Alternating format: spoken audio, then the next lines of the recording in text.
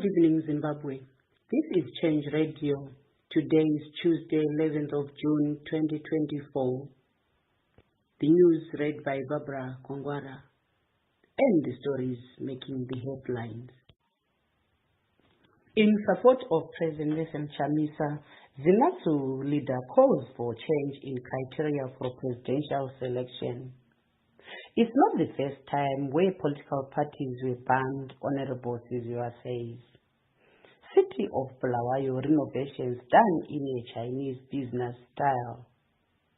And now for the stories in detail.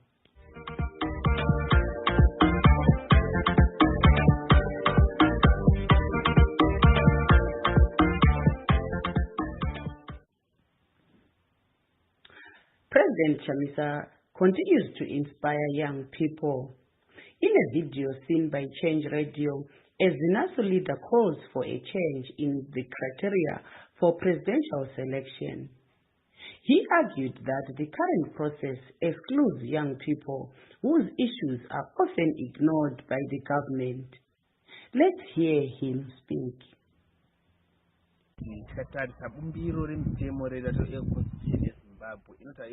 Kuti munhu ange ari in the youth group afanga pakati makore 15 to 35 asi tinoona zvakare kuti vanhu ava they are being excluded from the decision making process, in the sense that for one to contest in the presidential as the presidential candidate, he or she must be 40 years and above, which means that the youth are being excluded from that position, and we are going to continue having the old age in the same position.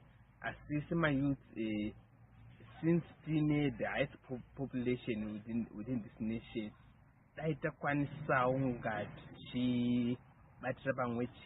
to implement a policy not include someone who is below 35 on the presidential post. So that would be my issues at a national level. The whole the government the old people what is affecting the youth. In supporting President Chamisa's position to dump CCC, Honorable Siziba said that CCC was hijacked by ZANU-PF. This made President Chamisa to be left with no option than to leave the CCC. He said it's not the first time where political parties were banned in the history of Zimbabwe. Let's hear him speaking. In 2019, a letter went to the Speaker of Parliament, they called members of Parliament. Yeah. We wrote a counter, they said, no, this one has no mandate. They said, no, he has the mandate, right? In 2023, a charlatan writes a letter to the Speaker. We write to them, we say, no, this one doesn't have a mandate. They say he has a mandate, right? It is basically a state institution that say, we are going to choose who we want to listen to. It happened when we had structures, it happened when tell you that the narrative that has been put out there to justify criminality is not correct, right? It's a wrong narrative. It has been sponsored to try and justify why there's been criminality taking over of an organization that we built. You have to understand that ours is a protected struggle of freedom and democracy.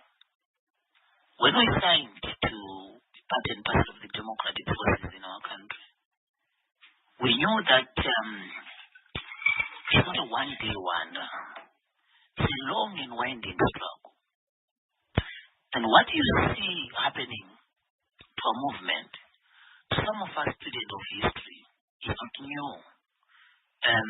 Remember, like I said to you when we started the conversation, the dictator's manual is the same, right? There's nothing new that dictators will do. What you see happening to the PPC happened with Nkomo and ZANU-PF you see today became active before independence.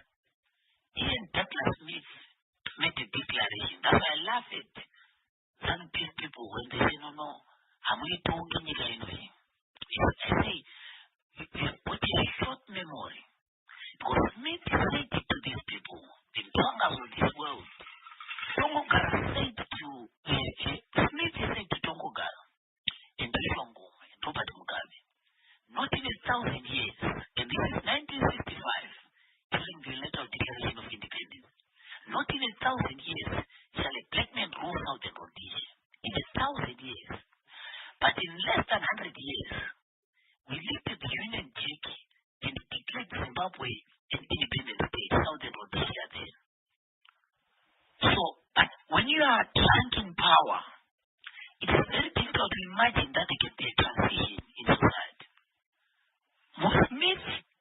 proceeded, when he said a black man can't rule Southern Rhodesia, he proceeded and started banning political parties. So this issue of banning political parties did not start after independence. Smith enacted a law. In fact, I used to submit, and I continue to submit, that the laws that you see today are legacy of colonialism. I'll give an example. POSA did not start with Mugabe. POSA started with Smith as Law and Order Maintenance Act. It was LOMA. Mugabe came into power and said, no, we no longer want LOMA. It was just to ban us. He ran from 1989, moved, and then realized, there's opposition. He said, we're coming with a new law. They went to the shelf of Ian Smith, said, what is the law that was used to ban political party? It was LOMA, but we can't call it LOMA because we expose our fascist tendencies, and that was like Smith. So let's call it POSA. They called it POSA. Went to Parliament, they started to use it to ban the MDC. So what I'm saying to you is that you ought to understand that they were banned. The ZANU-PF you see today changed names. Started with the NDP. They changed names because political parties would get banned and taken off. The city of Bulawayo is renovating buildings in the central business district. The practice is inspired by the Chinese business practices.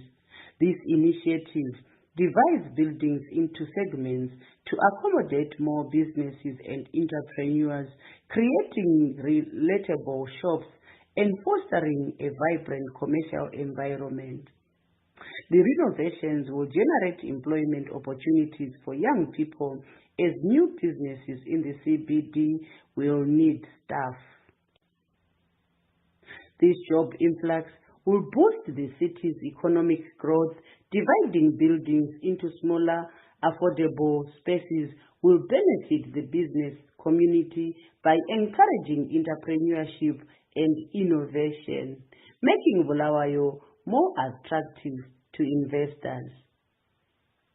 This revitalization is a positive step towards a thriving business environment, promising a prosperous future for the community.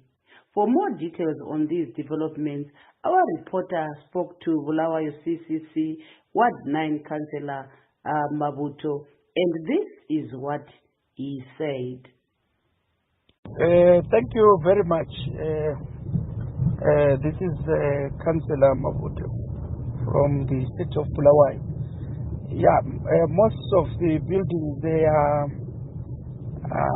being renovated to do what we call lettable shops, modern lettable shops. That is what is currently taking place in most of the corners of the city. They are adopting a Chinese model, where when you go to China, you'll find that most of the shops in China, they are partitioned, you see, to allow business people to have an opportunity to trade. The announced relaunching of the youth service has received widespread criticism from the general public. One youth leader, Fanuel Gona, stated that this initiative is merely a tool to silence opposing voices. He lamented the formation of the youth service, highlighting that it will serve as a means for the government to achieve its objectives. Let's hear him speak. It's a clear action for His Excellence and the ruling party for trying to thwart again the voices of those who try to oppose, of those who try to seek justice from the government. Why am I saying this? This is the same program, if we trace back in 2001, which was there under border disease during the time of the former President Robert Gabriel Mugabe, which was being used as a tool to silence anyone who tries to criticize the government. We have many victims, we have many comrades. We all know that who were persecuted during that time, who were raped during that time, who were butchered during that time, by those so comrades who were being trained under border disease. So So this time around, under Emerson Mnangagwa, the president, he has reintroduced the same program, of course with a different name, Youth Service in Zimbabwe. But this is the same program, let's not forget about that. So this time around, he has reintroduced this same thing. But it's now harder for the citizens. It's now harder for us as the youth. Because this time around, he's saying that it's a mandatory. Everyone who wants to enroll in any tertiary institution is supposed to go through under this program. And the worst part of it is that the definition of patriotism, because the whole idea about this program, according to his reasoning, is saying that the whole idea about this program is all about making sure that we shape a good ideology about the patriotic. Of which to them, the definition of patriotic is different from the definition that we know. To them, a patriotic is someone who has the principles, who understands the ZANU-PF. That's the patriotic to them. So this time around, they are going to make sure that if this program succeeds, they are going to use this program as a catalyst. They are going to use it as a tool, rather, to make sure that they will achieve their goal. What's their goal? 2030 vision is all about having a one-party system. That's the goal of the ruling party. That's the goal of ZANU-PF.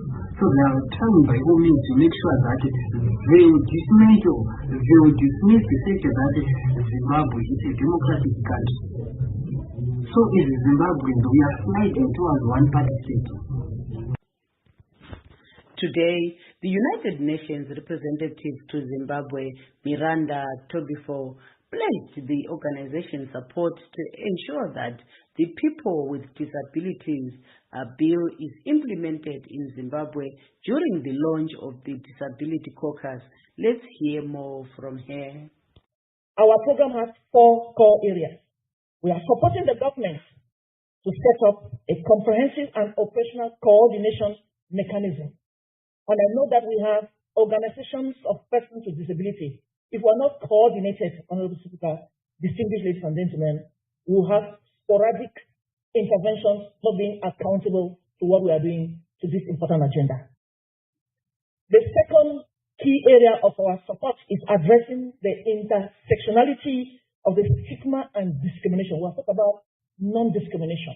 And what we are doing already is to ensure that we address this aspect of discrimination.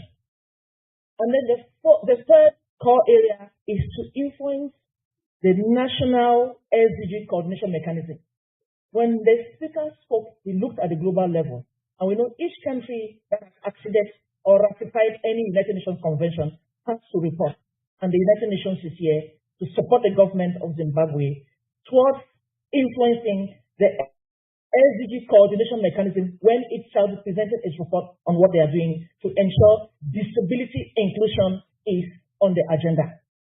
And then the fourth area of focus that we are supporting the government in this agenda is to ensure the strengthened capacity of the disabled. We want to include them. We have to monitor. Honorable Speaker, we can have all the programs, but if we don't monitor, we will not be able to be accountable. So the support that we are giving the government through the United Nations Sustainable Cooperation Framework puts also at the center monitoring of what we are doing, and I think it's a very important aspect.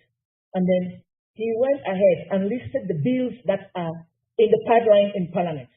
And the team, the UN team, put that to remind the caucus, to remind members of Parliament that this bill has to come to fruition. And I remember, Speaker, you said, come and ask for it. Mobilize for that bill to be adopted. And we want to say that the United Nations will stand with the caucus to ensure that that bill that is in the pipeline, the Persons with Disability Bill that is undergoing the legislative process, is actually adopted. The close alliance between Mnangagwa and businessman Wikinelo Chivayo raises concerns about unchecked power, lack of transparency, and potential corruption, according to ZAPU. This follows a leaked audio in which Chivayo boasts of his influence over Zimbabwe and promises millions of dollars to his associates. In an interview with a local publication, ZAPU Secretary General Mthulisi Anana criticized the special treatment of Chivayo, calling for transparency and accountability. Hanana highlighted Chivayo's involvement in opaque deals like the Gwanda Solar Project and the Starlink Internet tender. He expressed doubts about any investigations due to Chivayo's close ties with Mnangagwa. For a fair scrutiny of this, Change Radio spoke to Senator Mafa, and this is what he had to say. It is intriguing to note that Chivayo has spilled the beans unwittingly, struggling and thinking he is a boss of everybody. But the truth is that nothing under the earth can be hidden for eternity. We are so pleased and congratulate Mr. Chivayo for stating the truth that he has captured the President of Zimbabwe, Honorable Idi Mnangagwa. We've been working on speculations. Many journalists have been working on speculations, but to date, Mr. Chivayo has come crystal clear that he has captured the President of Zimbabwe and partially ZANU-PF. He has been boasting, donating vehicles to individuals, and we wondered how this could be in this meltdown economy. Now the truth has been revealed that he is a blue-eyed man of Mr. Mnangagwa and does whatever he likes. His video is a manifestation of saying he's in control, he's even above the vice president, as is how he has been introduced to Mr. Ruto, the president of Kenya, and he is now number 2 to President Mnangagwa as per his assertions. Nonetheless, this is a revelation that Zimbabwe strives on corruption. Only 5% of Zimbabweans are in charge of the economy. 95% are working in abject poverty. This therefore calls for Zimbabweans to rise up, to stand against this ugly, cancerous, corruptive tendencies by the leadership of ZANU-PF. We as the Zimbabweans and political parties across the divide, civic society, churches, women's group, youth groups, students groups, abhor this tendency that has been revealed by Chivayo, and we hope people will stand against it. Thank you. The opposition member Fadzai Maere, through her X account, has also demanded accountability for Chivayo's connections with the president, calling on the government spokesperson Nick Mangwana to respond to citizens' concerns. The United States' new ambassador to Zimbabwe, Pamela Tremont, was sworn into office in Washington, D.C. on Monday. This marked the ending a wait of over a year for her confirmation. Hearings on her nomination were held before the Senate Foreign Relations Committee on March 1, 2023. The committee favorably reported her nomination on May 3, 2023. She was confirmed by the U.S. Senate by voice vote on May 2, 2024, before being officially sworn in as ambassador yesterday. As a continuation of the breaking news reported by Change Radio yesterday, Malawi Vice President Selos Chilima and 9 others were confirmed dead this morning following a plane crash. The aircraft carrying Chilima and 9 others went missing yesterday morning after failing to make a scheduled landing. The search and rescue operation was conducted by the Malawi Defense Forces with support from the United States Department of Defense, which provided a C-12 aircraft to aid in the search efforts. Let's hear part of the speech from Malawi's president confirming this. Death will in fact come for each one of us, and we will be powerless to stop it. That aircraft is an aircraft I have myself used on similar trips. An aircraft that others had used just the day before. And an aircraft that the crew had just operated successfully just hours before. And yet, despite the track record of the aircraft and the experience of the crew, something terrible went wrong with that aircraft on its flight back to Lilongwe, sending it crashing down and killing everyone on board, and leaving us all devastated and asking ourselves questions whose answers cannot take away the pain.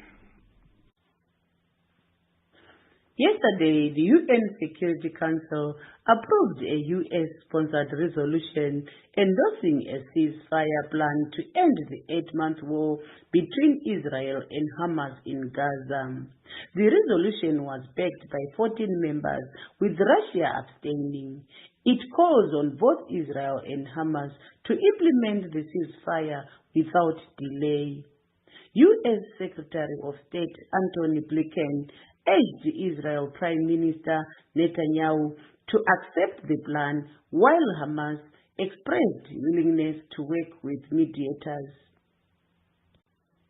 Concerns remain over Israel's commitment as they insist on continuing operations until all hostages are released and Hamas is dismantled. The resolution's strong support pressures both parties to agree.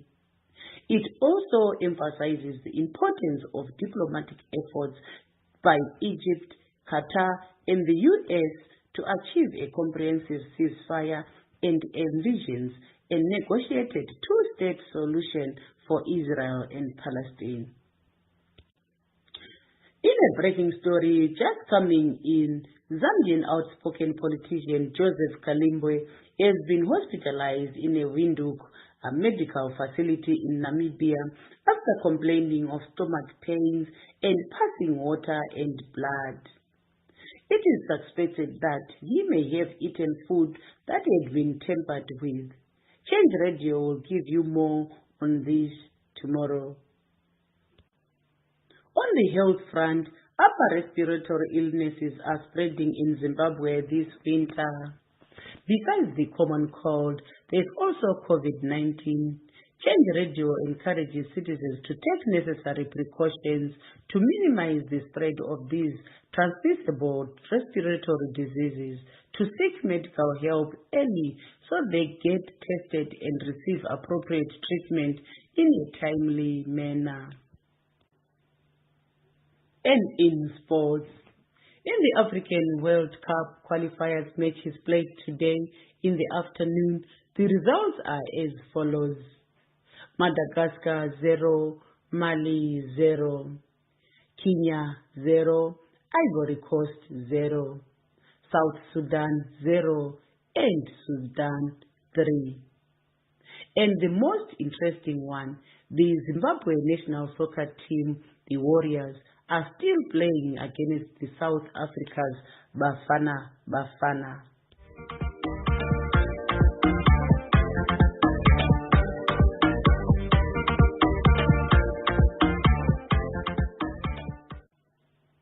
To end this bulletin, here are the headlines once more. In support of President Nelson Chamisa, ZINASU leader calls for change in criteria for presidential selection. It's not for the first time where political parties were banned, says Honorable Siziba. So in city of Bulawayo, renovations done in a Chinese business style. From myself and the entire team at Change Radio, we wish you a good night.